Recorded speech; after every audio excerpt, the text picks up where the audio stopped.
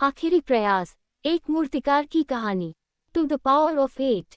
कुछ समय पहले एक प्रतापी राजा था।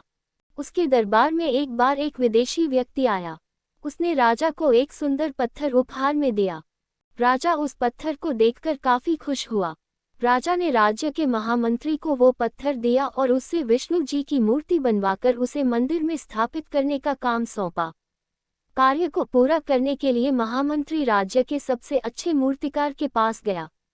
महामंत्री ने मूर्तिकार को वह पत्थर दिया और कहा, महाराज मंदिर में भगवान विष्णु की मूर्ति को स्थापित करना चाहते हैं, इसलिए इस पत्थर से विष्णु जी की मूर्ति 7 दिन में तैयार कर राजमहल पहुंचानी होगी।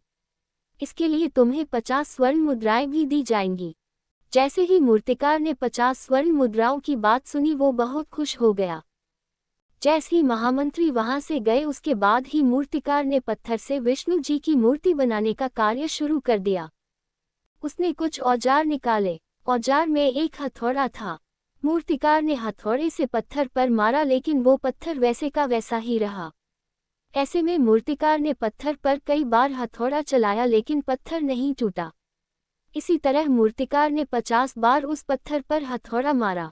मूर्तिकार ने ये 50 बार अपना अंतिम प्रयास सोचकर ही हथौड़ा चलाया।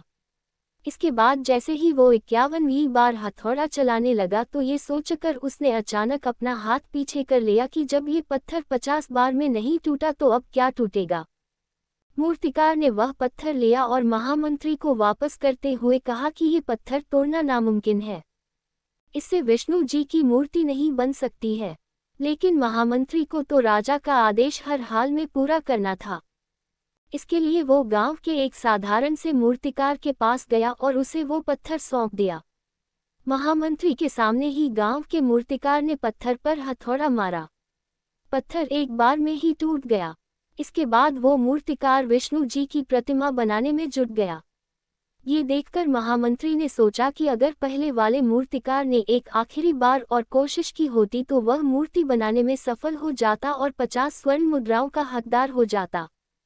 कहानी से सीख, कई बार हम प्रयास किए बिना ही हार मान लेते हैं तो कई बार प्रयास करने पर जब कुछ हाथ नहीं लगता है तो मन मौज कर रह जाते हैं।